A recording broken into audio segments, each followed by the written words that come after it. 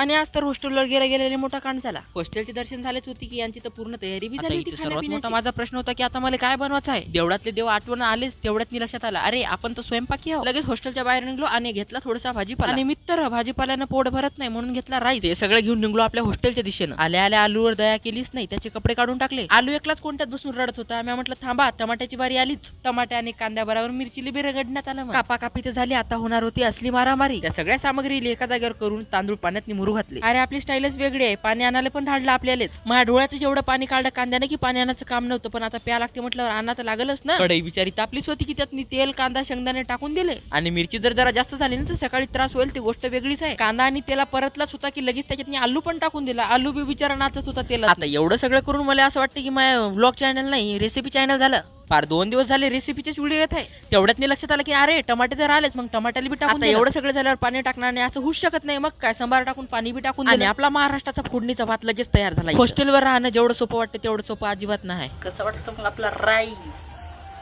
आणि कसं वाटतं मग यांची पार्टी. माया भात कधी शिजते आणि त्याला कधी ती पोटात ढुसू याचीच वाट पाहत जाऊ मी. मित्रांनो कमेंट मध्ये सांगा की भात कसा वाटला, सॉरी रेसिपी कशी वाटली. तर भेटू नंतरच्या व्लॉग मध्ये मित्रांनो. बाय, सी यू आणि टाटा.